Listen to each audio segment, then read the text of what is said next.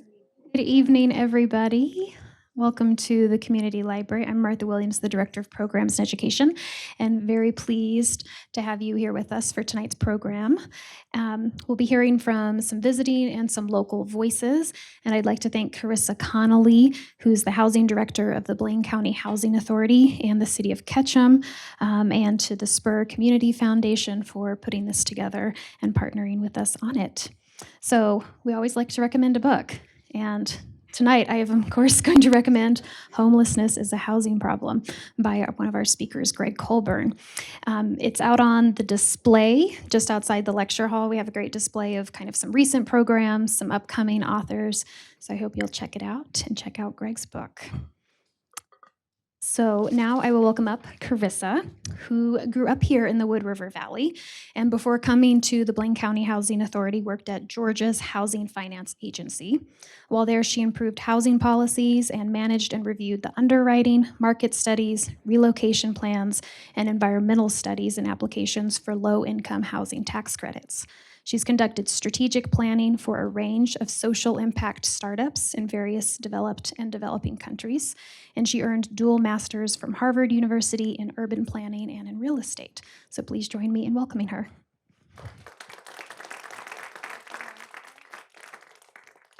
Very many thanks to the Community Library and the Spur Foundation for sponsoring these talks. I'm going to set some context for local context and just homelessness generally.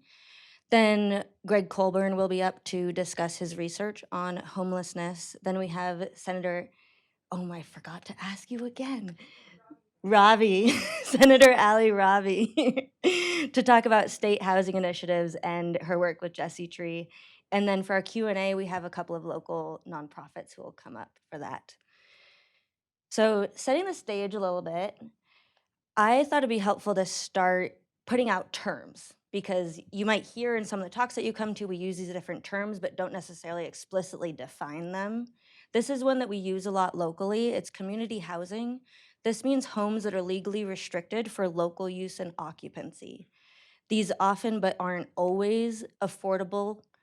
They can be restricted based on local use and not have an income cap, but would have an asset cap. It's essentially creating a secondary market that only locals have access to. And it can take a variety of different types of homes. So you can see here there's a duplex, multifamily, there's rentals, ownership, different forms. And the row on the bottom is from Idaho and Colorado, and the top row are local examples of that. So Blaine County's housing stock has changed substantially over the last 14 years. We've seen an increase in seasonal and short-term rentals, a decrease in long-term rentals. Between 2010 and 2022, we saw a loss of 750 occupied homes.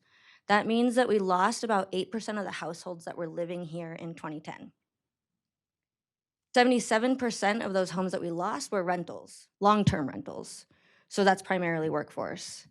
As of 2022, 40% of our housing stock is what we call vacant, but it really just means that it's what locals don't have access to anymore, because it's either seasonally used or it's short-term rented.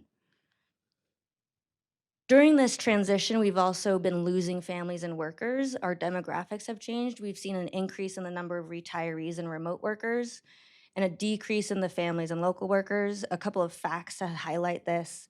Our median age between 2010 and 2022 went up by 5 years.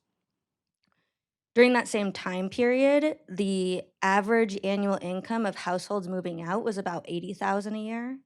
The average income of households moving in, about $260,000 a year. So substantially different. The market is catering to the higher income folks moving in. It's about $240,000. And because of this, we have more locals at risk. About 40% of our local residents are at risk of displacement because they're either housing insecure or they're cost burdened. Cost burden means that they spend more than 30% of their income on housing. And housing insecurity, instability looks different in different places. What we see here, over 50% of the residents seeking housing or expecting to need housing in the next 2 years are on verbal or month-to-month leases. That means they don't have a legal right to their home in the next 30 days. We also see people couch surfing, living in their cars, in RVs, in sheds, and people experiencing domestic violence.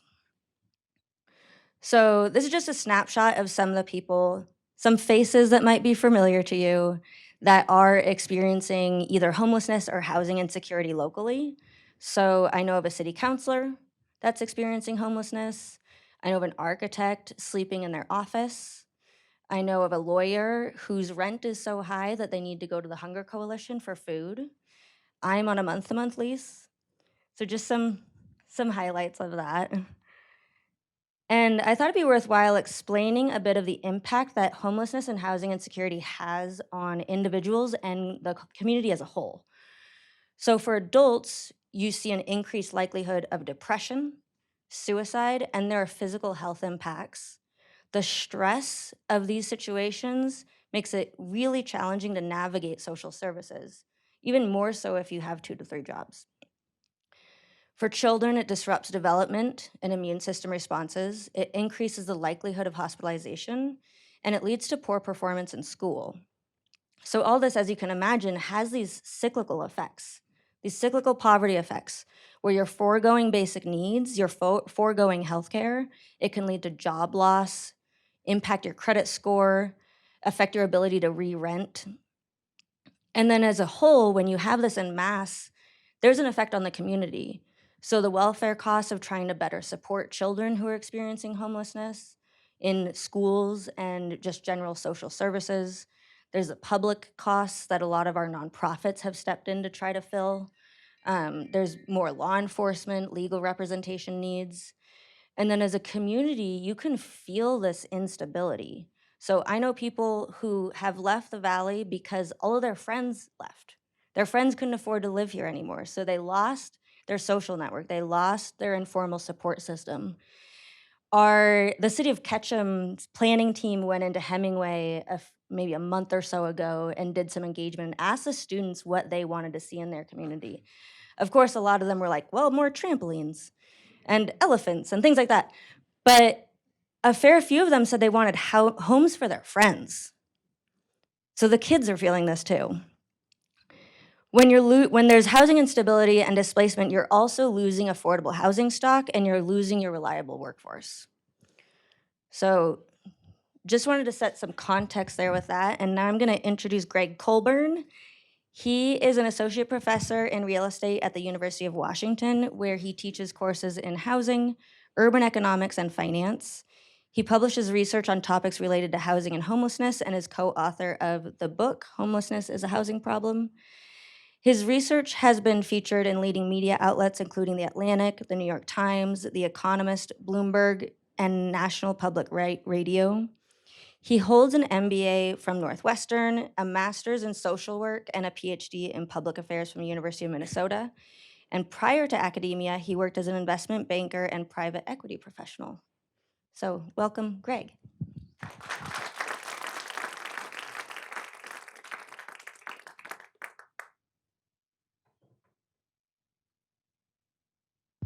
Okay, is that working?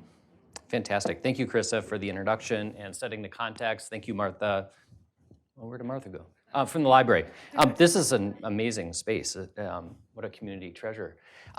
So I am pleased to share with you some of the arguments that my co-author Clay Alderton and I make in our book, Homelessness is a Housing Problem. I have had the privilege to travel all around the country and talk about this book, which is, I will tell you, as big a surprise to me as anyone else. I didn't expect people to want to read a book about homelessness, and it turns out they are. What motivated me, I had a first career in finance and made this transition. And so when people ask me, well, why did you decide to study housing and homelessness? My response depends on my mood that day. When I'm feeling more benevolent, I'll say that housing is fundamental to a healthy existence. And the fact that we don't have housing for people compromises all these other social outcomes. Right? If we want a kid to learn geometry, let's make sure that kid is housed, and then we'll worry about geometry. If we want an elder to be healthy, let's make sure the elder is housed, and then we can worry about high blood pressure or whatever might exist. When I'm feeling less benevolent, what I'll say is, I think it's an outrage that in the wealthiest nation in the history of this planet that we have so many people experiencing homelessness. This can end. I'm 51, give me another 40 years on this earth, we could end homelessness in my lifetime, no doubt about it. There are other social problems, poverty, racism, climate change, those will exist beyond my time on this earth, I'm confident. This is one we can choose to end. We are making a decision not to in terms of the way that we conduct our affairs now. That's the book. So among the many places that I've visited on this book tour, I've highlighted a few cities that are similar to your community. And these are recreation-based communities that are in high demand and experiencing huge stresses in the housing market. Some of them have visible homelessness. Asheville, North Carolina, beautiful place in the mountains, very attractive. It's one of the hottest retirement destinations in the United States, homelessness everywhere. Service workers can't afford to live. This is probably something that you have heard in your community. I was in Bend, Oregon 2 or 3 weeks ago, similar story. And these communities are, not a technical term, but freaking out about housing. And it's not just the homelessness, it's the fact that the very structure of society is falling apart because people can't afford to live in the communities that they're serving. Third grade teachers, firefighters, police officers, service workers, the whole 9 yards. So this is really, it does have kind of an existential threat to the viability of these communities. And so what I say, and then there's this other group of cities that I visited, like Ames, Iowa, and Des Moines, and I was in Wichita, Kansas, and been to Kentucky twice. And what I say is, learn from our mistakes. As you grow and prosper, and I'm all for growth and prosperity, you gotta make sure that you are creating housing for people. Because if you wait, like we did in Seattle, getting out of this mess is really, really difficult. Okay, so if we're gonna talk about homelessness and what drives homelessness, we need to wrestle with causation. And one of the challenges with causation, for those of you who've gone to graduate school, in the social world, it's really hard. It's really hard. So we teach classes in our PhD programs on causal inference. And the reason that's hard is because human beings are complex. If I drop this and it falls, we say, what caused that? We'd say gravity and move on. But when you start to say, like, why did so-and-so get into Harvard? Well, it's complicated. Why is so-and-so experiencing homelessness? That's also super complicated. All these factors come together to produce this tragic outcome. So one of the struggles that I had in writing this book was I knew that I was going to be centering the housing market in this conversation because we have academic literature for 20 years demonstrating that relationship. But we also have different ways of knowing, and one of the ways of knowing is we ask people experiencing homelessness, why are you homeless? And when we do that, we get really blunt and honest answers that are difficult to hear. Right? My boyfriend beat me up and I ran. Now I'm homeless. I made some poor choices. I lost my job. I got in a fight with my roommate, et cetera, et cetera, et cetera. And so when we hear these responses from people, we honor those explanations as causes. And so one of my struggles was, here's Gregg from the University of Washington coming in saying it's the housing market, and here's a woman next to me saying it's domestic violence. Who am I to suggest that that's not the truth? Of course it's her truth. And so what we try to do in the book is honor these explanations while also considering the broader structural context that is producing this crisis. And the way we do that is draw a distinction between what we call precipitating events and root causes. Okay? Both of these are true. Okay, so we're not drawing a distinction because one is right and one is wrong. What we're saying is that root causes underlie life and the context in which life occurs. Life occurs in various contexts, and those contexts differ around the United States. So the way we draw this distinction and bring this to life is this analogy of musical chairs, which social scientists have used for some time. This is a slightly different wrinkle on this analogy. So imagine 10 friends coming together to play a game of musical chairs. There's a leader there who starts playing music. They start walking around in a circle. At some point, the leader pulls one chair out. We now have 9 chairs. When the music stops, everyone scrambles for a chair, and someone, by definition, loses. In this case, it's Mike, who is on crutches after spraining his ankle. So if we ask Mike what caused him to lose the game, what would he say? I had a bad ankle. And that's true. It probably did cause him to lose within the context of the rules, which was we didn't have enough chairs. If we ask a different question, which is why didn't Mike have a chair? It's because we didn't have 10 chairs. Mike's ankle injury was the precipitating event for him to lose the game. The root cause of him not having a chair was not having 10 chairs. This is exactly what is happening in Seattle, in San Francisco, in Los Angeles, in Boston, in New York, and Washington, D.C. right now. And we lose sight of that context when we walk down 3rd Avenue, as I do in Seattle, and we see Joe on the street, and there's a needle next to Joe, and we say, of course Joe's homeless, he's addicted. What we're missing in that brief analysis is the structure that is producing the conditions in Seattle to have high levels of homelessness. It shouldn't be a surprise to anyone that Joe's losing the game of musical chairs in Seattle. The Amazon people are really good at this game. I say it's like playing musical chairs with Usain Bolt.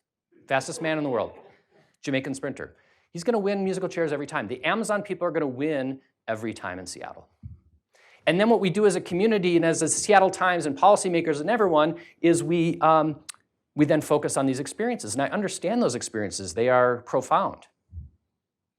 And we focus on Joe on the street as opposed to thinking about why is Joe on the street. So I have learned that writing a book about homelessness, you have to develop a thick skin. I have a thicker skin now than I did 2 years ago when this book came out. If you feel like your blood pressure is rising as I'm talking, that's fine, you're in good company. I even have a folder in my email inbox for angry emails. So if you are so inclined, I got a spot for you, okay? You can fire away. What I don't want you to do is leave here and say, Gregg doesn't think drugs are a problem. That is not the point of this talk. We have a fentanyl crisis in Seattle that is scary. It is very scary. If you're addicted, if you're mentally ill, if you're poor, you're more likely to experience homelessness. We have research that demonstrates that over and over and over again. It's an individual cause of homelessness. But people have those conditions in every community in the United States, and it doesn't necessarily manifest itself as homelessness. Okay? We should want to understand why that is. So the question we pose in the book, in the sample in our book is basically the 30 largest metro areas in the United States. Okay? The question we pose is, why do rates of homelessness vary so widely throughout the United States? Why does Seattle-King County have 5 times the homelessness of Chicago-Cook County? If we can answer that question with some level of credibility, it will allow us as a community, as policymakers, as civic leaders to say, well, that's probably something we should focus on. Okay? That's the reason why we ask that question. A logical explanation for regional variation, in fact, Trump's Council of Economic Advisors made this argument in a document on homelessness when he was in office. It's actually not true. It's logical. But if you have a bunch of people with these individual risk factors in a community, if you have more of those people, you have more homelessness. More drug users, more mentally ill, more poor, more homelessness. It would get an A for logic. It gets an F in reality. It's not true. It's not true. It doesn't stop people from making that argument over and over and over again. So this is a book about cities, not about people. And it doesn't mean that Joe isn't important. It doesn't mean that person-focused research isn't important. That's just not what this book is. This book is to answer the question of what the heck is going on in Seattle. For an Amazon person who's walking around saying, I was just in Chicago, it wasn't like this. You're right, and there are reasons for that. The thesis of the book is that tight housing markets accentuate vulnerabilities and produce homelessness at high levels. Okay? And these individual factors that get all sorts of time and attention in the Seattle Times are really a sorting mechanism. They're identifying the people who are going to lose this game of musical chairs in the housing market. And we end up then focusing disproportionate time and energy on these individual factors, ignoring the elephant in the room, which is we don't have sufficient housing, and in particular, we don't have sufficient affordable housing in many of our coastal cities and in many communities such as yours at increasingly and somewhat alarming rates.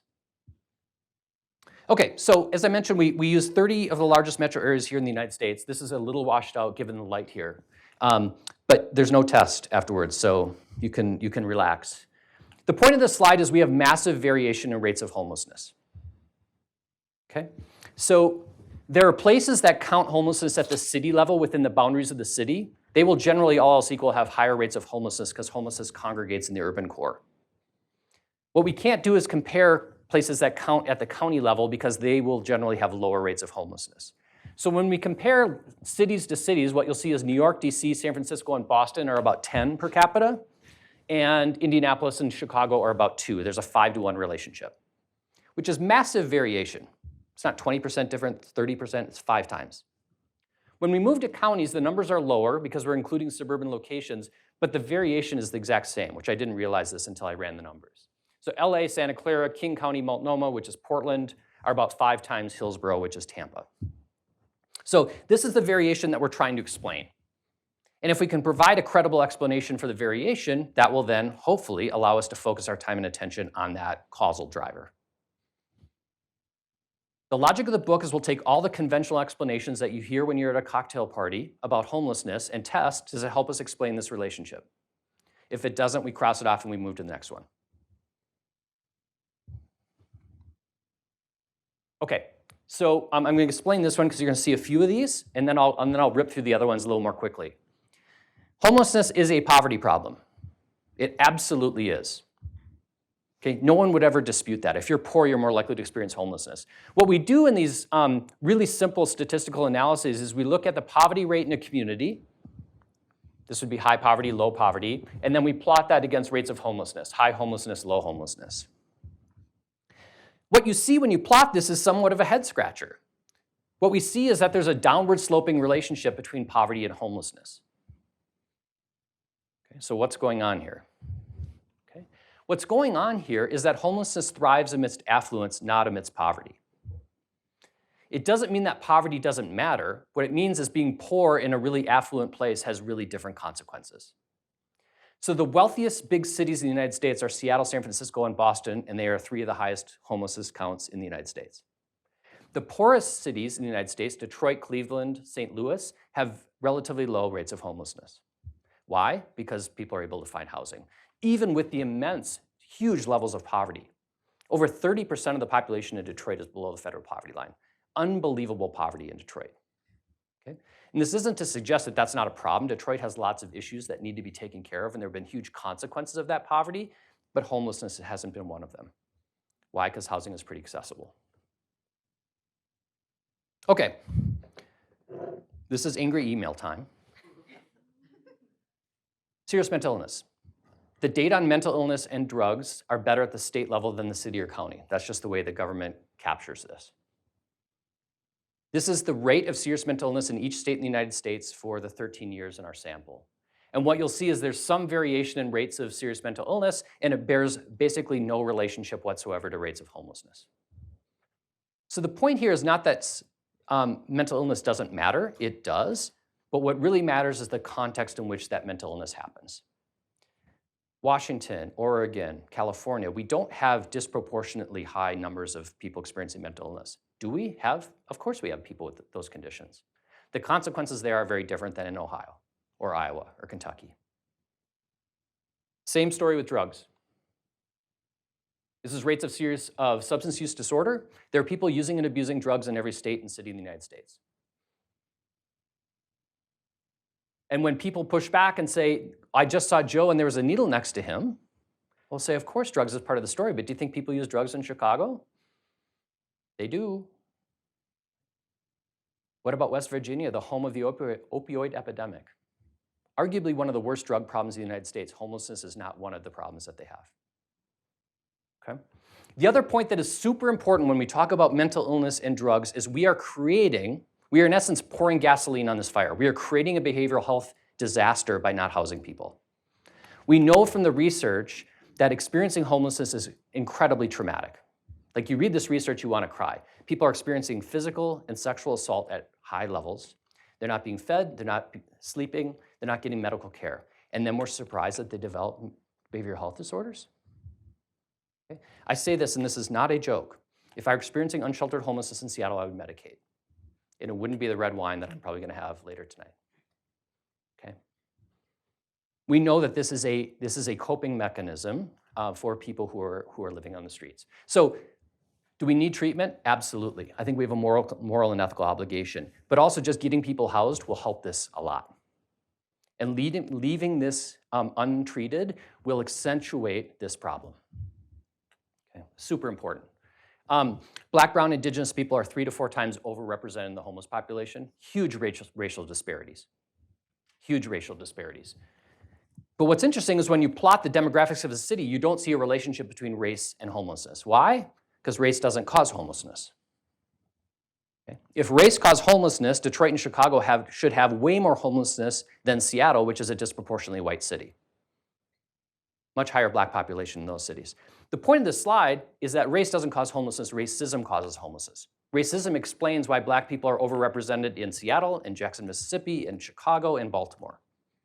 And it's the well-known disparities in housing and healthcare and criminal justice and labor market for generation after generation after generation have now produced these disproportionate outcomes. But that being said, still doesn't explain the conundrum of the book, which is why does Seattle have 5 times the homelessness of Chicago? So we've crossed off all of these individual explanations. So now we're going to get to the cocktail party conversation. Greg, LA is really warm, Chicago's cold. Of course LA is going to have more homelessness. Has anyone ever heard this argument? Okay. The logic holds when you're comparing LA and Chicago. When you actually look at January temperature, which is when we count homelessness in the United States, what you'll see is there's basically no statistical relationship between weather and homelessness. There are cold jurisdictions like Boston and New York that have tons of homelessness, and there are warm jurisdictions in Florida, Texas, and Arizona that don't have high levels of homelessness. So as tempting as it is, we can't blame Mother Nature. Okay? We have to keep looking. Greg, if we weren't so generous, all these people would stop moving here to experience homelessness. Okay? I've heard this more times than I can possibly imagine. Okay? I first heard this in Minneapolis when I was in graduate school. They were blaming people from Chicago. I heard it in Seattle. I've heard it in California. We write about Middletown, Ohio in the book, who believes that they're a magnet for homelessness. Okay? This is TANF, the primary federal welfare program in the United States. Huge state-to-state variation. It's baked into the policy. We don't see people locating in generous jurisdictions who are experiencing homelessness. I'm for generous benefits, but people do not sit and look across the country saying, look at the generous benefits in Iowa, I'm going to move to Des Moines. It doesn't happen. Why? Moving is hard. I say in every one of my talks, because this is important, we moved a family of 4 from Minneapolis to Seattle in 2017, 2 middle school kids, with every advantage under the sun. We have resources, we have privilege, we had a job at the UW, and they were helping me out. And it was very difficult. We had to find housing in Seattle, new schools for the kids, leaving people who loved and cared for us in the Midwest, and it was difficult. Now imagine doing that with nothing. So when people say to me, Greg, why don't they just leave Seattle? I'll say, what? Why do they have to leave? This has been their home for generations, and now we've priced them out of the community, and now we're saying, why don't you leave? That doesn't feel right to me. That doesn't feel right to me. Politics. Democrats run West Coast cities. West Coast cities have lots of homelessness. Therefore, Democrats cause homelessness. Okay? What that brief analysis fails to account for is the fact that Democrats run cities in the United States. That might be good news for some of you and bad news for others. That's a different book talk. Okay? If Democrats are at fault, why have Democrats not created a massive homelessness crisis in Detroit and Chicago and St. Louis and Baltimore, et cetera, et cetera, et cetera? Cities that have been run by Democrats longer than I've been alive. Now, Democrats don't get a free pass. There are plenty of legislators, mayors, and governors in West Coast states who have been in charge as we've had this housing crisis grow. And they will have to account for that. And we're going to talk about the regulation around housing, and that's where there can be some finger pointing. But this just simple analysis of permissive lefty mayors causing this doesn't really hold up. Okay, so as you may have predicted, we would argue that the housing market has a significant impact here. So this is rents versus homelessness, and what you'll see is a far more convincing statistical relationship than anything else we test in the book. Where rents are high, homelessness is high. Dun, dun, dun. No one's giving us a Nobel Prize for this. We've known this for a long time, okay? But yet we ignore this all the time. We want to just talk about Joe and the needle next to him. Well, what about this? And what about this? This is vacancy rates. Urban economists have told us over and over that 5% is the neutral point for it's kind of the natural vacancy rate. Below 5% would suggest that you don't have enough housing. What happens when you get below 5%? Homelessness is high. So if you're saying, well, this isn't a perfect predictor, Greg, I'll concede that. I stipulate that. But give me a counterexample. Give me a big city in the United States with really high rents and low vacancies that doesn't have a problem with homelessness. There isn't one. There isn't one. So ultimately, we need to understand why certain jurisdictions in the United States have really screwed up housing markets. Is it just because a bunch of people move there? Is it because it's incredibly beautiful here and people want to live here? Part of the story. Is it because Amazon blew up and they imported hundreds of thousands of people to Seattle? It's part of the story, but it's not the whole story. This R squared is 0.07 here, which is actually quite low. This is 0.005, which is nothing. Population growth alone doesn't produce homelessness. Why? Because there are Sunbelt cities that have grown just as fast as Seattle that have not had the same crisis. What's going on? We need to also talk about supply. We're now at 6 o'clock on a Wednesday evening, and I'm talking about supply elasticity. Okay? Elasticity, which is an important economic concept, is just what does the market do when prices change? That's what supply elasticity measures. Okay? So the question then becomes is, when the price of housing changes, what is the supply response? And we know from urban economists that the two inputs, the two drivers of supply elasticity are the regulatory environment. Is it easy or difficult to build? And then the topography. If you have mountains and water, it's harder to scale housing. If you combine really strict regulations and really challenging topography, San Francisco, California, you end up with a really, really inelastic housing market. And when you layer a tech boom on top of a really inelastic housing market, what do you get? A massive housing crisis and an associated crisis in homelessness.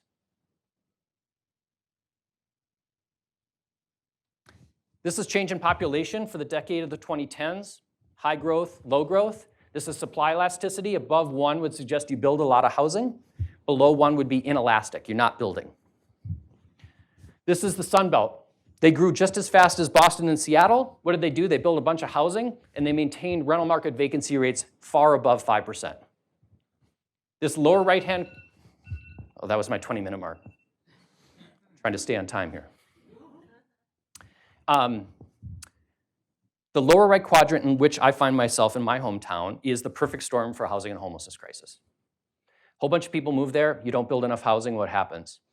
Vacancies go down, rents go up, and that exacts a huge cost on a lot of people. Professors moving to UW from Minnesota, yes, but also Joe on the street. Okay. Tragic, but 100% predictable. I hope that other communities around the nation will learn from the mistakes and the inaction that has exacted a big cost on our community. All right, so what's happened since 2019? We had a few things happen, including a pandemic, which messed up a lot of our data. Census data and homelessness data. But we do know enough to kind of test. I joke that there's good news and bad news post the publication of our book. The good news is that the logic of the book holds. Selfishly speaking, as the person who wrote the book, it's nice when that happens. The bad news is the logic of the book holds, and it's holding in other places like Phoenix, Austin, Sacramento, Atlanta, Denver. They are joining coastal cities as having really, really difficult housing markets and seeing a lot more homelessness. If you were in Austin 2 years ago, there was literally a story about homelessness in the newspaper almost every day. So what we need to do is have fewer communities joining this logic. We need to go in the other direction, and unfortunately, we're not. One of the responses to this, when we don't build enough housing, is let's lock them up. Okay? I've heard from many people in Seattle say, why don't we just send them to Wenatchee? I'm like, well, what did Wenatchee do to deserve this? Okay? Many states have now said they're going to pursue criminalization, regardless of what the U.S. Supreme Court says. This is in Oklahoma. I didn't share this earlier today, so this will be a treat for those of you who were not there at noon today. Representative Weaver, who's a legislator in Oklahoma, wanted to create a state-level ban on encampments and criminalize that. The journalist, who I don't know, apparently asked him about the title of our book. And when asked, Weaver said, do I feel like homelessness is a housing problem? It could be. I mean, it could be if they don't have any place to live. Okay? So even when pushed, those who want to criminalize have to concede that, yes, there's a housing story here. Okay? This is the story in your state.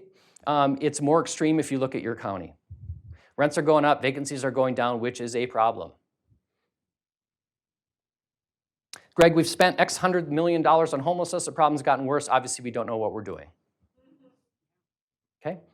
I take issue with that argument for two reasons. One is, most of our investments are a response to the crisis.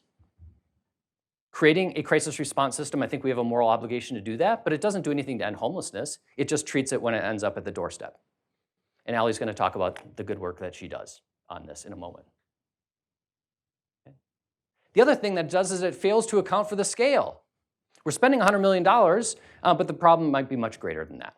As I say, when I was in LA at UCLA, People were complaining that $1.2 billion Prop HHH didn't end homelessness. And I said, well, you have a $50 billion problem. And you're upset that $1 billion didn't end it, okay? We have not scaled. Who should do this? All the above? We need all actors in society to participate. This is a get everyone in the boat deal here. So to wrap up here, my hope with this book was that by reframing this problem as one of structure, instead of walking by Joe on 3rd Avenue and saying, I feel bad for Joe, but Joe made some poor decisions, that absolves me of responsibility. Okay? If instead I walk by Joe and see Joe as a victim of structure that I, Gregg Colburn, have contributed to, it then forces me to look in the mirror and say, well, then what am I going to do? What are we as a society going to do? Okay? It changes the nature of the question. Blaming Joe will exacerbate this crisis. It won't fix it. It might make us personally feel better, but it's not going to help. We've been doing it for a long time in this country. Okay? This is a structural problem. Structural problems require structural solutions. Why are structural solutions a problem? Because they're big. They take political courage, resources, all these things. Sometimes those things are in short supply. And so if you might find yourself saying, I'm not convinced that these things are going to help, I'm not convinced housing will help Joe, Joe's a mess. We as a nation, over a decade ago, decided that we didn't want veterans to experience homelessness at high rates. We didn't want to repeat the mistakes of my dad's generation, which was the Vietnam generation, when veterans were grossly disproportionately represented in the homeless population. So we had leaders of both political parties, Republicans and Democrats, said we don't want veterans to be homeless. Why? It's good politics. And I'm for housing veterans. I'm also for housing people who aren't veterans. Okay? We, through the HUD and the VA, funneled resources and provided housing and services to people who need it. And we cut veteran homelessness by 50% in 10 years. So these arguments that you see in the press about these interventions of whether they work or not, it's a ridiculous argument because we've already done it at scale. We shouldn't be arguing about whether they work. We should be arguing about, are we going to extend this logic more broadly? And if we don't, I fear that this problem will continue to grow. And I sometimes joke like it's a little bit like talking to a toddler, but it's like if we continue to make the same decisions, we're going to have the same outcomes. And as a nation, we need to understand that. If we keep doing the same thing, this problem will continue to persist and in fact grow.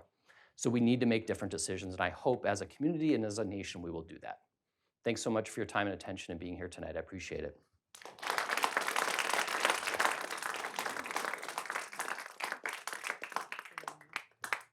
Thank you, Greg. We'll need to invite you back when your next book comes out on housing as infrastructure.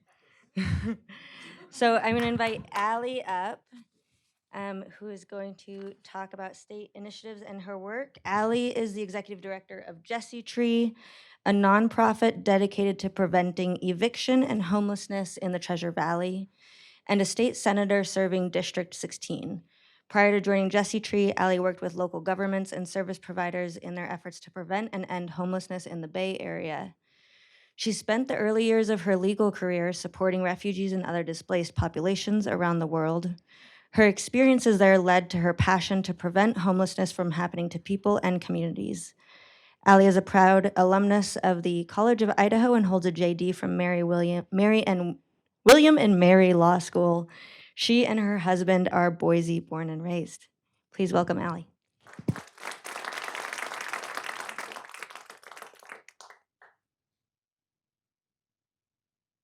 Also going to set my timer to keep us on track. So yeah, I want to reiterate this space is beautiful. Love this community too. Been coming up here since I was a little girl, so you guys have a really special community.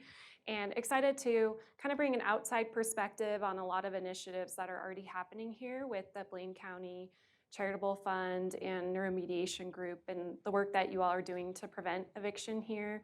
And also just gonna wear my other hat as a senator and talk about what we're doing at the state level. So I've been really excited to work specifically in prevention in Idaho, having worked in homelessness in the Bay Area and just trying to bring solutions here and kind of prevent our communities and our state from ending up like that. I think we all, have traveled to these cities and looked around and wondered why this is happening. Greg provides, the answer to that, but while we're building more housing and trying to address the problems that we have here in terms of cost of rent, we've got to also make sure that the people that are needing assistance can get the help that they need. So I'm going to talk about, what the housing market looks like in Idaho, but then what we're doing to address that for people that need assistance. And then again, just highlight some laws and the work that we've done in Idaho. So just really quick, I won't belabor the point that Gregg brought up, but this is kind of the average family budget that we see at my organization, Jesse Tree. And the big problem here is the light blue. We've got rent eating up a large portion of pretty much every family's budget that we see.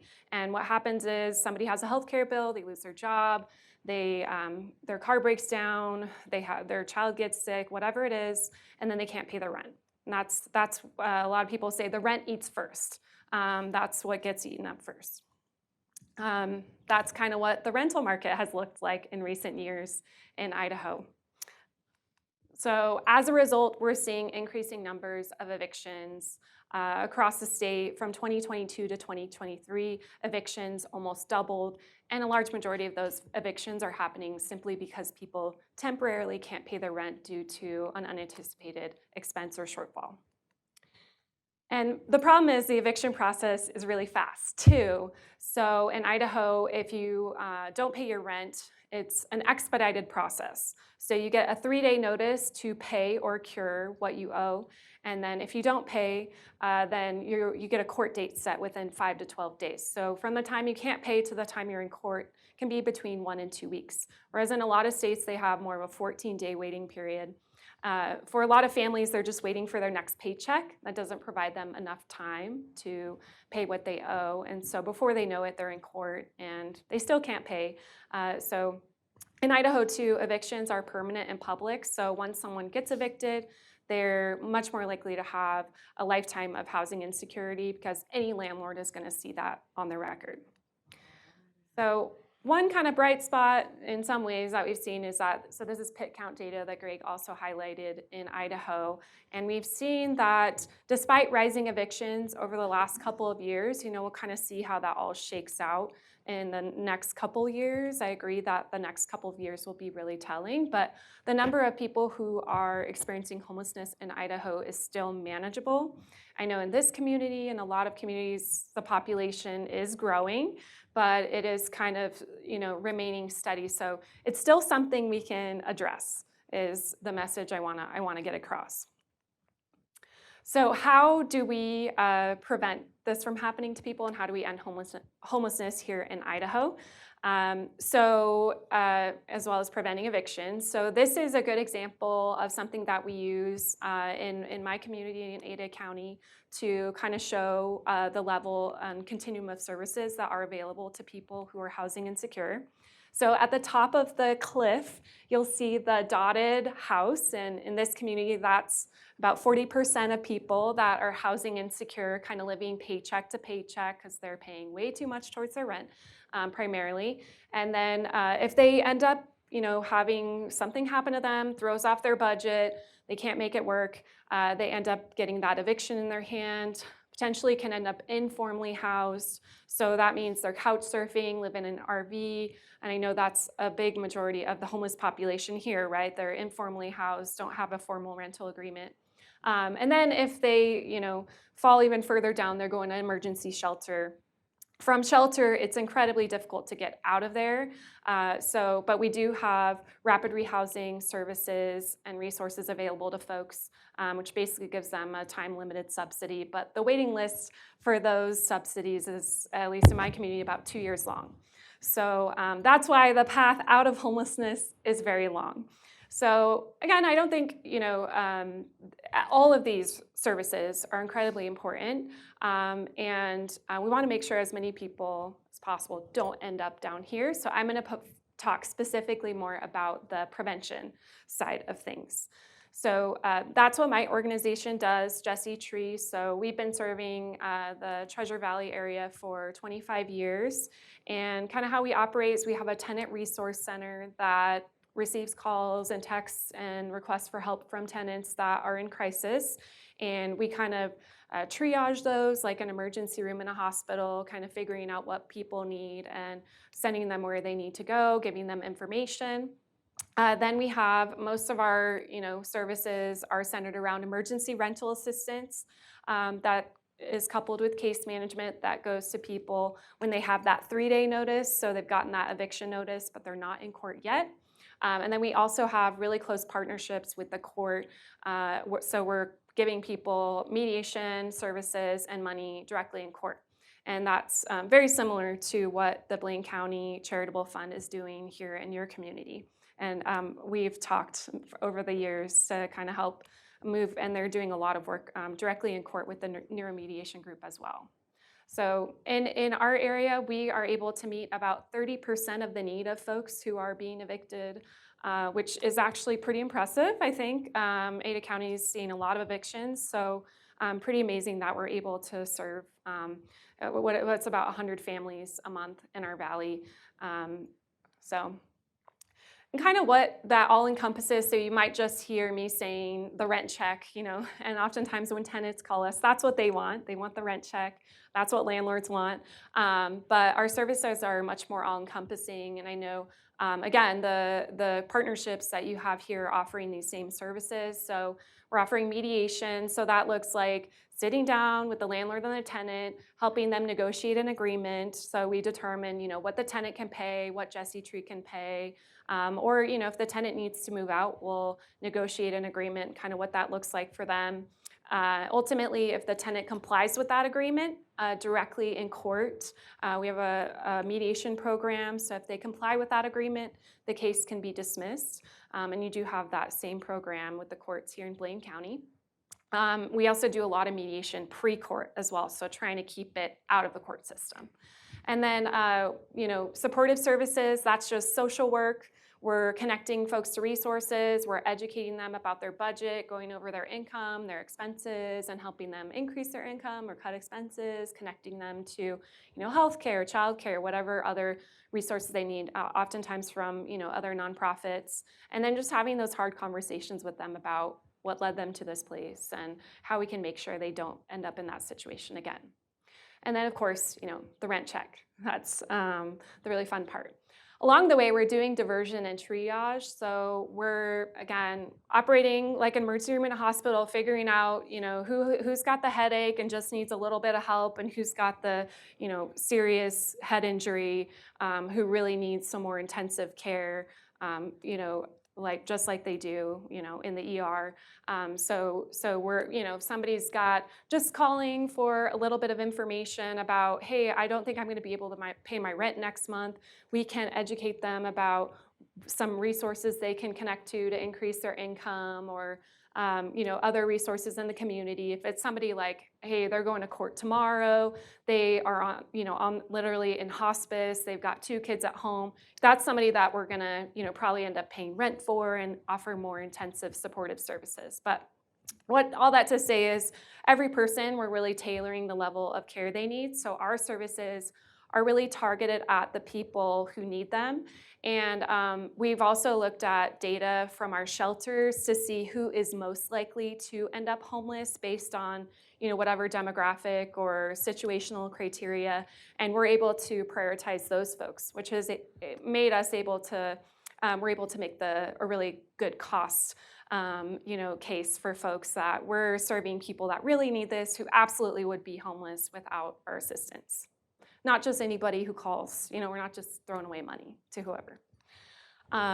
So here's kind of a list of all the services that we're doing and that you all are doing here as well. But again, it is much more than a rent check, and making sure that we can get people, in this very difficult housing market, we can get people through and keep them stable, through this eviction, but also in the long term. So our goal is always to prevent that immediate eviction and prevent homelessness, because we don't want folks to be homeless for many reasons, but also to figure out how we can keep them stable in the long term.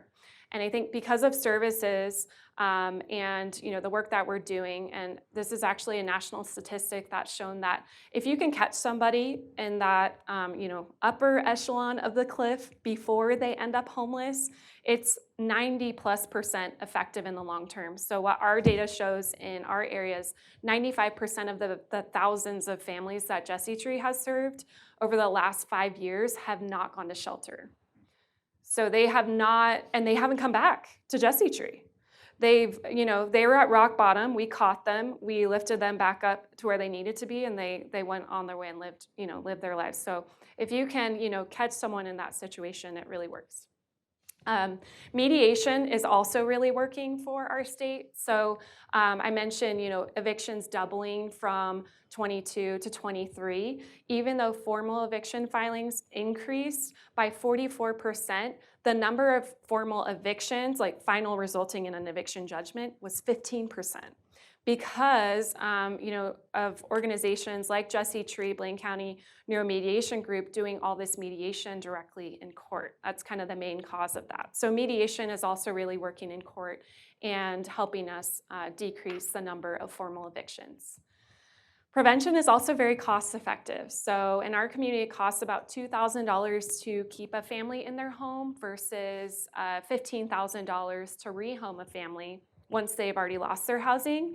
And there was a study done that each person who was homeless in our community was costing the community $53,000 per person per year.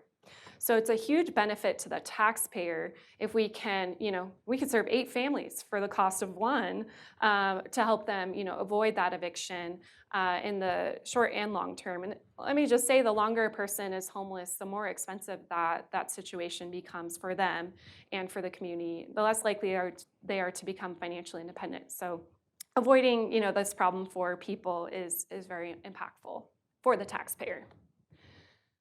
So I do think that the work that we're doing and that you all are doing here is amazing. And we've looked at other organizations across the country, and I've worked in other cities, and I really don't see these types of conversations happening around prevention and kind of upstream solutions, and having talks from folks like Gregg to talk about, hey, how do we keep this a wonderful place to live? I mean, we still have a very manageable problem here, right? It's in our community, we have about 1,000 single adults who are homeless, about 300 families. I know you've got a manageable number. It's growing, but manageable compared to other places we look at where they don't even have an opportunity to think about prevention because they're dumping tens of millions of dollars, hundreds of millions of dollars into maintaining the problem of homelessness, running the shelters, cleaning the streets, making sure people are fed, and oh my gosh, the cost to the healthcare system, the cost to first responders, it's huge. We're not there yet. So let's keep this problem manageable, right? We've got proven results from our nonprofits across the state who are keeping this a manageable problem. Blaine County Charitable Fund's doing amazing work here. And so I think we just got to keep leaning into the work that we're doing, leaning into upstream services, which is also very unique.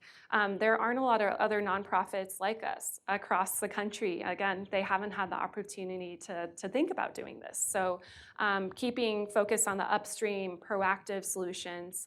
And then something that also has made our solutions unique is just that a lot of our work in the homeless sector, in nonprofits, the homeless sector in our state is privately funded, which is good and bad. Good meaning we can be really flexible with the interventions and programs and approaches that we use. We don't just have to do whatever the government tells us to do and collect a bunch of documents and check a bunch of boxes. But also just our communities are generous and they want us to succeed and again, keep this a manageable problem. We do need to continue to have local government really buying into this stuff as well. Also been a really big partner. So that's my nonprofit spiel. Kind of moving into some state laws just in the next 5 minutes or so. Our state hasn't, in the history of our state, been a huge ally in addressing housing issues. However, in recent years, I see some eye rolls, but I feel you. I'm in the super minority, so. But no, in more recent years, we have been able to do some exciting things, some good and bad things. So I'll just talk a little bit about those, just to kind of let you know what the state is doing. Other states, states are major partners in funding homeless services and housing initiatives. We don't really have that, so we're just kind of chipping away at some little things and really leaning on our nonprofits for sure. But one exciting thing is that, to boost affordable housing supply, we did get $50 million into workforce housing. So that will be leveraged by affordable housing and has been leveraged by affordable housing developers to create about 1,100 units of housing that's affordable to regular working families across the state. So that fund is a revolving loan fund and will go back over the next 20, 30 years into the fund, but hoping to get more investments into that because right now it's expended, but to keep it truly revolving and get some projects online here in the next few years. Also, I passed a bill this last session that expunges dismissed eviction records from people's record. So as I mentioned, evictions are permanent and public and stay with someone for their entire life. That was the case even if the case was dismissed. So even if we were able to get it resolved in court, even if the judge said this is bogus, this will make it so that any dismissed case is permanently expunged from someone's record in the future. And I think it really makes another really good case for what you all are doing in court here. Because if we can get those cases dismissed, that's going to be really meaningful for someone. It's going to go off their record. One kind of bad thing that passed related to housing was House Bill 545, which basically precludes local governments from regulating rental fees or security deposits or from requiring landlords to consider applicants who have Section 8 vouchers. So it's kind of a lot to unpack there, but does kind of essentially preempt local governments from using some tools that they might have in their toolbox. And then one good thing, though, around rental fees is that I was able to pass a couple years ago a bill that requires all rental fees to be in tenants' lease agreements. So they have to be written into the lease agreement, and they need to be reasonable, so essentially related to actual cost of the fee. What we were saying before is a lot of, especially the bigger companies, bigger landlords charging just really exorbitant fees to tenants that they couldn't pay, especially late fees. So what we would see is tenants would pay their rent late, then they would get a $100 late fee, and then that, another $100 late fee kind of piles on. And then they would pay their rent maybe 5 days late, but it would just goes to pay the fees first in Idaho, so their rent would still be considered late. So they essentially were seeing a lot of tenants with thousands of dollars of late fees and all kinds of other fees. We saw one kid who had a praying mantis for a science fair, and his landlord did a kind of just a drop-in and saw the praying mantis and then charged the family a $300 pet fee. So, no, I'm not kidding. And they would not waive it, even pressure from our staff. So we were just seeing some pretty crazy fees being tacked on. So this bill, actually, this was before this bill, so this will help. That problem. So those are just a few things I kind of wanted you to know about at the state level. But yeah, like Gregg said, I also believe home is everything. Without home, people can't think about anything else. They can't think about addressing their health, their whatever it is going on in their lives. So we need to continue these conversations. I really appreciate Carissa bringing us all together to talk about this. And again, want to reiterate the work you're doing here is very exciting. So keep up the good work, and let's keep this community a wonderful place to live for everyone.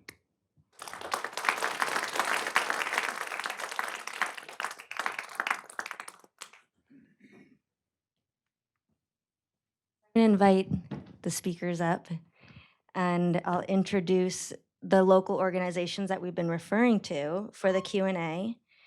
We have Mary Fauth, who is the co-founder and executive director of Blaine County Charitable Fund. They provide emergency assistance, and that can be housing stability assistance, so rental assistance, first and last month's rent, deposit assistance, eviction intervention.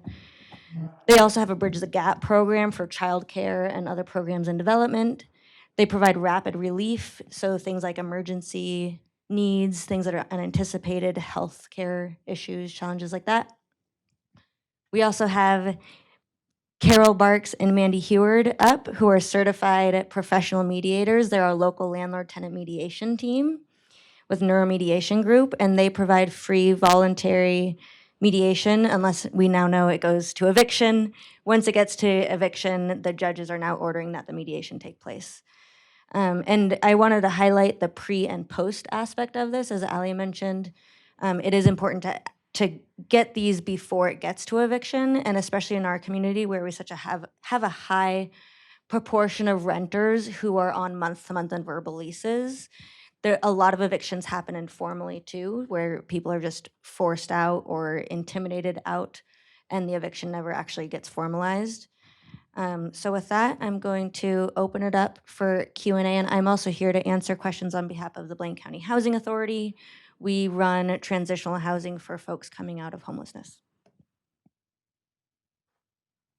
I guess you kind of danced around a little bit of it, but you know, the zoning, I think it's a zoning issue. You know, I'm a home builder and developer, and you know, like we build in the Pacific Northwest. Our projects in Seattle take years to get our entitlements.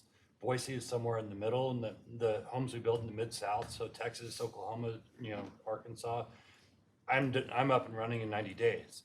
You know, what are we going to do to address that, particularly on a state level in Idaho? But I guess, Greg, if you could also talk about that as well. Well, I think I fundamentally believe that our land use has to change, and it will change, and it's either going to change gracefully or kicking and screaming. And I always joke, it looks like we're going to go with the kicking and screaming route. But I mean, Seattle's zoned 70 to 75% single family. It is illegal to build anything other than a single family home on the vast majority of parcels in Seattle. You layer a tech boom on top of that land use, shouldn't surprise us what's going on. So we are seeing changes, state level changes, local changes throughout the West, and that's good. It's just not happening quickly enough. My home city of Minneapolis upzoned the entire city. It made it illegal, so it outlawed single family zoning. Didn't outlaw single family housing. You can still have a single family home, but on every parcel it can be 3 or 4 units. That will over time create more capacity. Our cities have to be denser. We are a global outlier. There are very few big cities in the world that look like US cities. New York is our most dense city, and it's still not even dense compared to Asia, the global South, even Europe. So you're exactly right, and the good thing, so I was with Sean Donovan a month ago, who was Obama's HUD secretary. He's been in housing his entire career, ran housing in New York. He said he's more concerned about housing in the United States now than he's ever been in his career. What he also said was the crisis that's affecting communities is a tremendous opportunity. And that crisis will then be hopefully channeled into making some of these land use changes that we have to make, And so that's the silver lining in all this.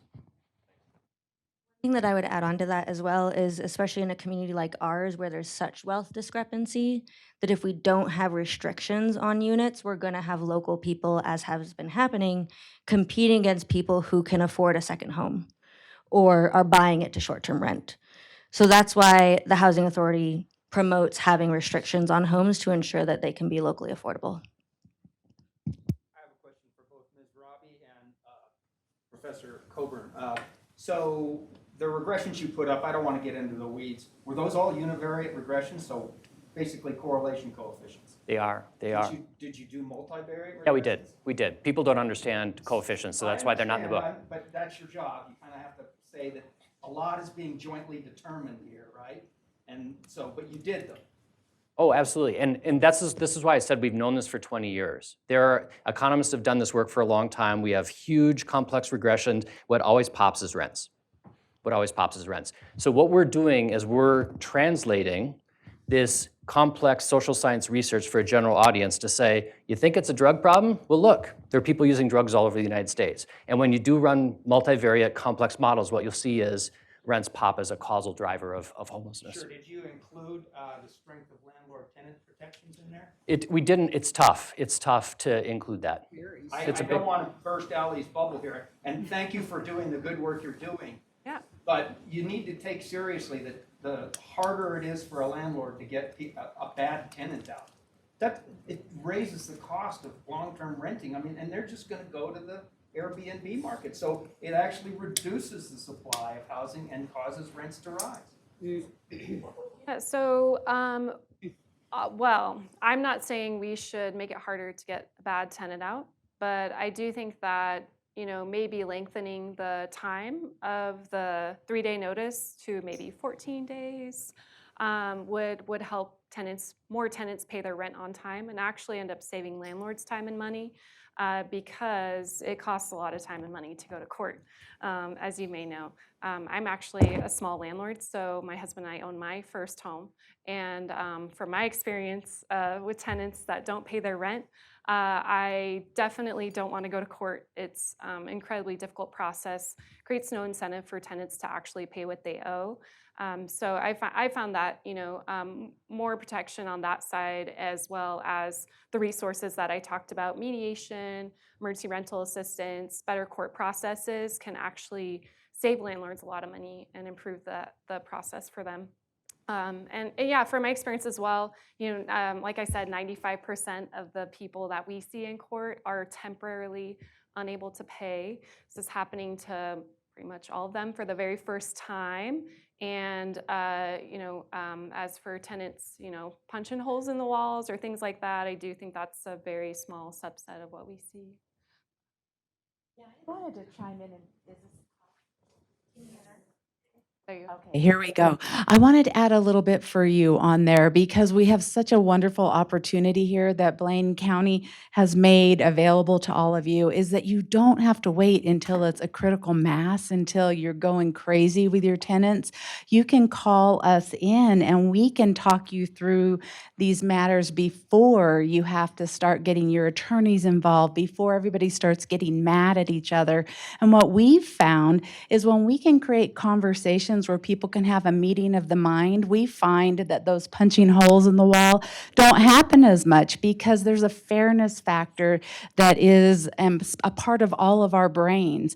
And so if we can have a conversation, and maybe I'm a naughty tenant and you want to get me out, but there's some sort of grace and you see me as human, then I'm far less likely to punch the holes in the wall. I'm far less likely to bang the couch into the door and, knock off your paint.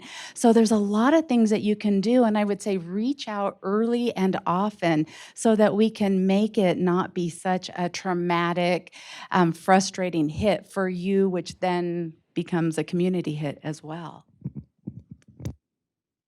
And I would just say Seattle Housing Authority is the biggest evictor in our community. They are. Because it's housing, these folks can be really hard work, and there are times where it doesn't work and they have to evict. And I'm on the board of a nonprofit housing developer, and we occasionally have to evict because there are folks who are being disruptive. And so I think that the point here is that the problem is when that happens, there is no place for people to go, which is why the overall structure of the housing market is really a problem. If you get evicted in Milwaukee, there's a place to go. You get evicted in Seattle, you got no shot. It is like a one-way ticket to homelessness. And so that's why these kind of broader housing market characteristics are so important, because the margin for error is just tiny for people, whether it's an eviction or a health emergency or whatever the case may be. Go ahead. Thank you all.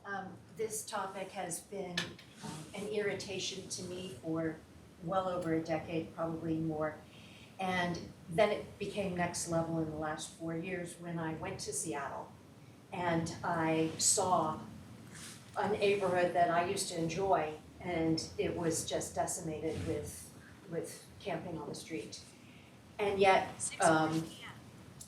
driving north on my way up to Vancouver and so forth, we stopped at a mall. And so I want to talk to you about a couple of things. One is to reinforce the research that you've done, and I know Vanessa Cosgrove-Fry has done a great study that was done in the Boise area, and it documented the cost to society of people who are homeless, And then there was something else on the CBS Morning Show about Salt Lake City and the micro homes and how it solved a big portion of their issue. Why this isn't going on across America is mind-boggling to me, that we don't have the political will. And so there's the structural conversation that I know you're all having, and it's a much bigger deal. And yet some of you are, and God bless you for it, working on the interim solution to help put the Band-Aid on, but we're not fixing what's the major issue. So back to the mall. We stopped at the mall, and half of the mall is empty. And I say to myself, there's gotta be a better use for this. And by the way, that's the Amazon effect. So thank you, Amazon, for decimating the mall and the small, shopkeeper, let's say, and Macy's is closing as well. Why aren't we repurposing? Why isn't there a public-private partnership that puts all of these entities together? Obviously, the developer has to get some payout for this, but there's a way to repurpose these things. And there's already a food court. There's already places for education and counseling and medical services and all of that, as well as in the major cities, retrofitting offices that are now vacant. So I just want to say these things out loud because I have my own soapbox. And anytime I'm at a cocktail party, I say it because I'm not smart enough to solve this. But if I keep saying it out loud, maybe somebody else knows somebody else, and something else is gonna happen, and you take it to the State House, and it isn't gonna happen in Idaho, because we're too much property rights, okay? It's not gonna happen here, but it could happen in Seattle. And then I go back and visit, because I love it. It can happen here. Thank you. I hope. We can do it. It's not.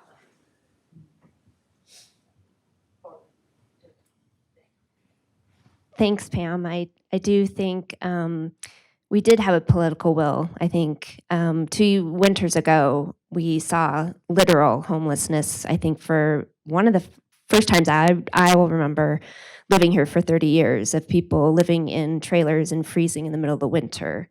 And because of that, we as nonprofits had to band together and create a solution. We brought in people into the theater that was empty, and then none of that being our lane of work, turned to our political leaders, and there is some change that happened in our community, and you didn't see that this winter. So I just believe that sometimes those points of crisis, like was said earlier, leads us to opportunity.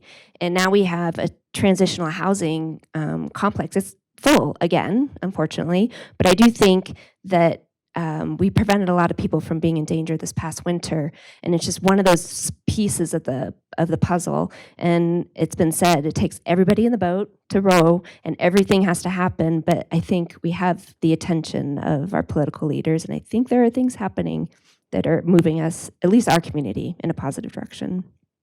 Thank you, Mary. Yes. Sorry. I just want to sort of emphasize the Blaine County Housing Authority is now master leasing a former assisted living center to be used for transitional housing. They master leased a motel over the winter. City of Ketchum also owns Lift Tower Lodge, which is used for transitional housing. So these are forms of adaptive reuse of units of buildings that were underused to help address this issue, and not in a way that was so resource intensive the way that the shelter is. Just learning from the 2 winters ago when we ran the shelter in the movie theater. So do you have a head count for those 3 locations right now? It's 54 units. Okay. But Good head count. how many- I think over 100 still in Silver Creek. Over 100 in Silver Creek. We stopped the master lease in High Country Motel, but there's consideration for, if we have the staff capacity to do it again. So I wanted to get back to the malls and the office towers. I will say that this is the most common question I get, and this is being discussed in every community. I've been taken on tours, and it said, here, we tried it, and it's either been a huge success or a massive failure. And so what I've heard from developers is it's difficult, especially the office towers, because you've got, you're a builder, you know better than me, but just the plumbing and electrical and some of the challenges and light and all those things. So it's easier said than done, but it's a massive opportunity. I actually prefer the malls because I think it's potentially easier than a Columbia Tower in Seattle, for example. What's great about the malls is they're also on transit lines because we wanted people to be able to take the bus to shopping malls. And so it's a huge opportunity. I know that there are research centers, Turner at Berkeley, the Joint Center at Harvard is spending a lot of time on this, trying to figure out like what are the tools that we can highlight as to help support communities and developers to do this more efficiently and effectively. Because if developers are gonna lose their shirt on it, it's not gonna happen. So we need to figure out how can they make a little money doing this and then use this vacant land more productively. Huge issue, and I think it'll work. We'll get there. We'll figure it out. It just will take longer than I'd like. I'm also going to put my City of Ketchum hat on for a second. I know I'm representing the Housing Authority right now, but the City of Ketchum is doing a lot of great effort around looking at the vacant land that they own and trying to build housing on that for people. So in terms of your question, are we just putting the Band-Aid on? No, we're also trying to address permanent housing. There's no silver bullet, only silver buckshot. You have to do all of it. So we're doing it where we have an ownership and preservation program where we're providing down payment assistance essentially for people who live and work here. There's a lot of things that we're aiming to do. Same with Haley. Lots of things that we're doing. I'm not tracking Haley as well as I'm tracking Ketchum. But it's not enough. You mentioned root causes, and I didn't hear you mention inflation. And I was just thinking that Coca-Cola is 135 years old. And for the first half of their life, for the first 60 years, they charged 5 cents a Coke. And now they charge more than that. And in the 60s, he didn't buy a house because it was never an investment. It didn't appreciate it. So what we've had is negative economic impacts by government over expenditure and debt. Now, you're going to go to these same politicians and work this out again? Yeah, I mean, I think we are including inflation. Rent is a function of, the rent cost that is driving this is a function of inflation. There's no doubt about it. When you look at rent costs versus wage growth over the last 50 years among renters, it's like this. So yeah, I don't think we've ignored inflation. In fact, I think the rents that we're seeing is a function of that. It's a direct function. I'm not disputing that. And so I think the question then becomes is, how do we think about the relationship between the cost of living, whether it's Coke or rents, and wages in this country? And that's an open political discussion that we have to wrestle with, and monetary policy and all these things. So I agree with you. Well, let's talk about Detroit. And yeah, I mean, I think Detroit's a really, so what about Detroit? You mentioned it was Democratic-led. It was a union town. It was all about wages. And what happened to the industry? Well, I think the lesson of Detroit is when you have 90% of your employment tied to one industry that then exits the United States, you have a really big problem. That to me is the primary lesson of Detroit, which is why having all your eggs in one basket as a community is a real risk. And it's taken them a half century to dig out of that. Had they had a diversified economy like my home city of Minneapolis, we lost some manufacturing jobs, but we had healthcare and we had retail and we had other stuff going on, and we had a very different experience. And so I think, to me, the cautionary tale of Detroit is, if you're gonna only build cars, you better make sure we continue to build cars in the United States, otherwise you're gonna have a big problem. Sorry, we had one more waiting back there. Sorry.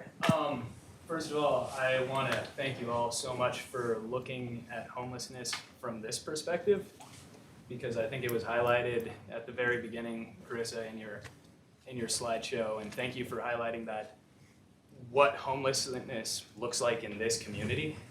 It's a diverse range of people, making everywhere from $0 to up to $100,000 or more a year. I mean, we can wrap our heads around that. It's going to take a very diverse response in order to treat it. And I appreciate you all so much for looking at it in a systemic way and trying to find ways to understand and then treat the cause so then we can treat the overall issue. I work on a local planning and zoning commission, and one of the things Greg, you mentioned kind of the golden word earlier, density. And I wanted to make a quick addendum to solutions, and one is political support, but that very much stems from community support. And I've believed for a long time that the solution to the housing crisis and homelessness is really community, because we can build development after development, it only stems the bleeding, but it's a really community-based approach that causes long-lasting change. What I've seen in the local politics of the area trying to basically create zoning responses to some of these issues is we live in a beautiful mountain town where we have this large push to preserve our open space and prevent sprawl, which I 100% agree with. Yet we also have a large community push against density. And I was wondering if you have advice for mitigating that, advice for how do we create this community understanding? How do we reach across that aisle? Like how do we get everybody on the same page about doing density in a way that maintains our community character, but does what we can to address this problem? Well, I got a book for you called Neighborhood Defenders. I would argue it's one of the best books on this very topic, written by Katie Einstein. She's at Boston University. And what Katie did was go into planning commission meetings, city council meetings in Cambridge, Massachusetts, and just listened. And so what happens is when we decide to build housing, what do? We send a letter to people in the neighborhood and say we're gonna have a meeting at 7 p.m. on Tuesday night. And who shows up? A bunch of people who look like me, who are single-family homeowners. And they all say, vote no. And then the planning commission says, in the interest of democracy, small d democracy, the answer is no. And we do this night after night after night. And we end up with a really screwed up housing system. And so there's a lot of interesting debates now of like, what does real democracy look like when we start to think about density, which is absolutely essential? And when we invite people whose interests are enhanced by not building more, it almost perverts the idea of the democratic process, because the people that would benefit aren't even invited to that meeting.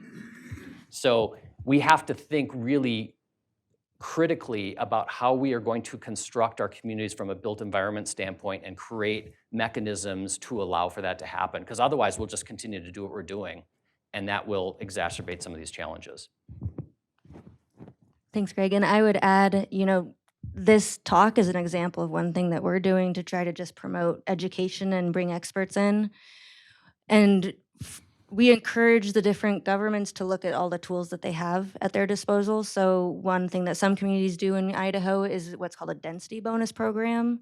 We can't do inclusionary zoning in Idaho, but what we can do is incentivize the inclusion of community housing. So when you're changing your zoning or you're annexing, that's the point when you can say, hey, we will do this, we will give this in exchange for a community benefit. That community benefit being, oh, we actually want to make sure we're housing people who live and work here. So that's something that I encourage governments to keep putting on the table.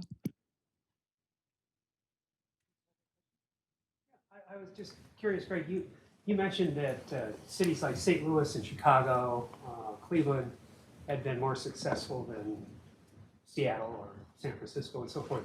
You didn't say, though, whether they did something positive or it was... Yeah, I would say successful in quotes. They have lower levels of homelessness. Why do they have lower levels of homelessness? Because they lost 20 to 30% of their population. When people leave, housing structures don't leave.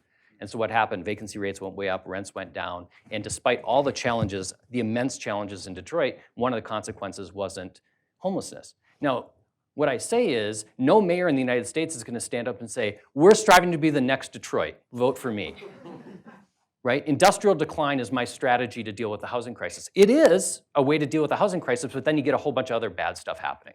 And so what we've not figured out is how to have growth and prosperity and pair that with housing production in a way that's productive. And the Sun Belt did a better job than we did on the coast.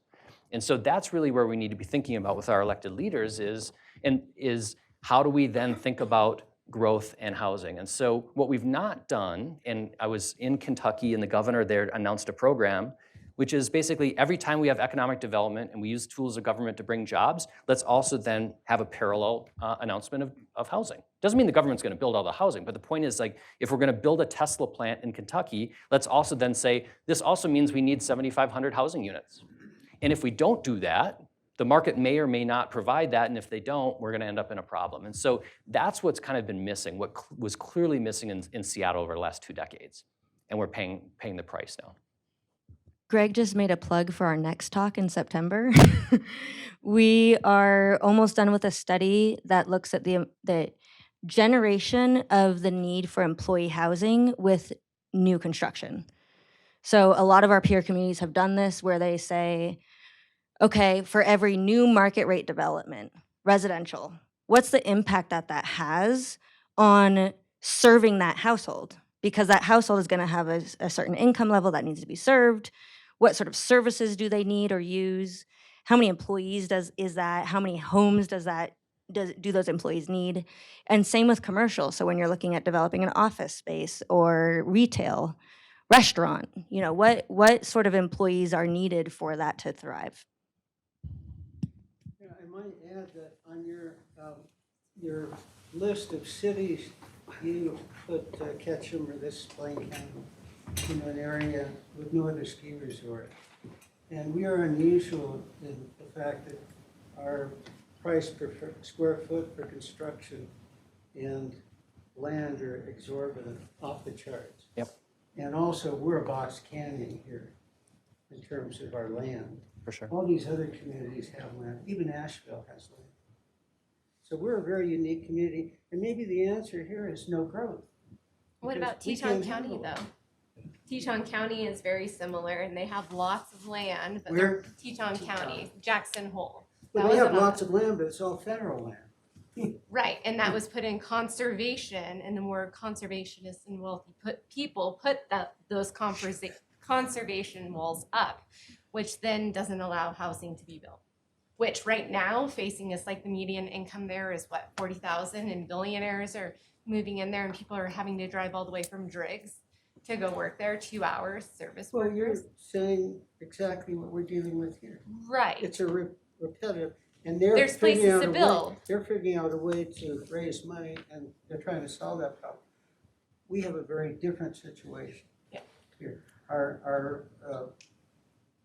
Well, they're well organized, they're well oiled, and they've set a good standard. Well, because there's organizations working towards that. So Shelter JH has been lobbying political leaders and putting political pressure on them to make those changes. So I guess I'm really curious why you feel no growth is the answer to the problem. Like, Because we have limited water resources, we have limited hillside development. We go in, and we're very into the SNRA, we're into public lands. As we go south, there's a place to expand. But again, we're talking about resources. We have very limited resources. I would disagree. I believe the answer there to your question lies in density. Multifamily development uses less resources than single-family development, which we prioritize in this valley for a very long time.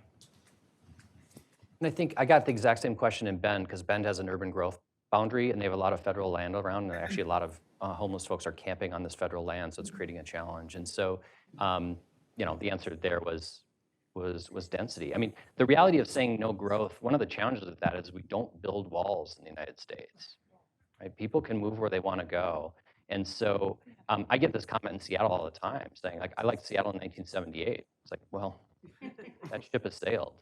And so we can either deal with the reality of human mobility, or we can not build, and people are probably still going to come here.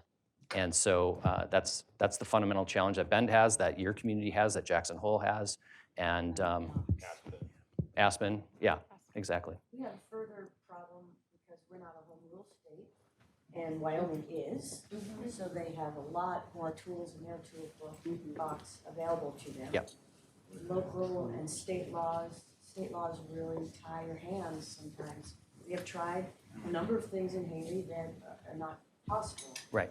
And then once we start trying something, the state goes, oh, no, you can't do that, Haley, and then they'll pass a law against it, right? So it's very tricky. We're doing a lot of different things, and I think in Haley, you need, or to face this problem, you need multiple tools in your toolbox, and you need to apply all of them. We just passed something last night that I'm excited about. It's not gonna create a lot of housing, but every little bit you do, Yep. you know, we're gonna try to convert some ADUs from short-term to long-term That's great. through some incentives that the city's gonna pay Yeah, based on the 0.5% that we've just passed for housing, and we also are gonna help incentivize building an ADU, and it's for locals. Yep. And if you see it through for 9 years and it works, then you don't have to pay it back, we'll forgive the grant. So, you know, that's one tool, it's a very small bite, but we're doing, I think in Haley, everything we can, but our hands are tied For sure. by the state, you know, Yeah. it's not a home rule state. That's exciting, Kaz. Yeah. The silver buckshot approach. Yeah. I've been asked to start to wrap it up because we are 15 minutes over. I'm going to allow one more question. There was a man in the back who had his hand raised. I'm sorry for the other folks, but we can continue to mill about after. Yes. My question is, who are you going to call when you have the answer? Like, who is your constituents, and how are you going to rapidly expand your capabilities? Because here in our ski resort, the elephant in the room is basically our whole economy is based off of the ski industry.